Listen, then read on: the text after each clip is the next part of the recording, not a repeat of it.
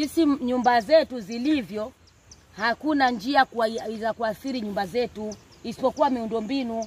Huku kuna msingi ambao uko ulianzia kwa huko juu kwa wenzetu huko, lakini huku chini msingi haukutengenezwa.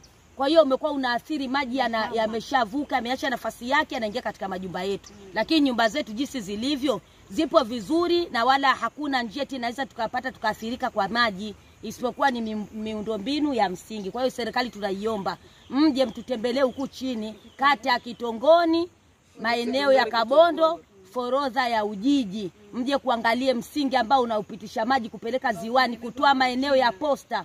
Maji ambayo yanayotoka posta yote yanaingia na kuja kwa yanatuathiri. Mkazi wa Kigoma, kata ya Kitongoni, mtaa wa Mnazi Mmoja.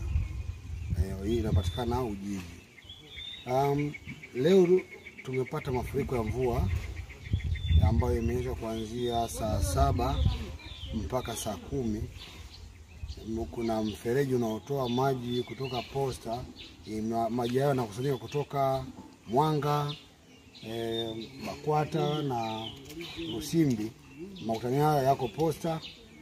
Maji hayo yanakwenda ziwani. Kwa bahati mbaya, mfereji ambao unashusha maji ziwani ulikuwa kwenye ratiba ya kujengwa na Wachina.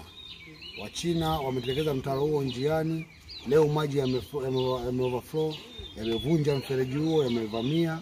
Mpaka sasa tunasengua maji kutoka ndani. Nyumba yote imeloa, vitu vimeharibika ndani. Kwa kweli serikali tunaomba itusaidie. Mtaro huo usipotengenezwa, maana yake ni kwamba watakuja kokota watu wamekufa kwa sababu ya maji.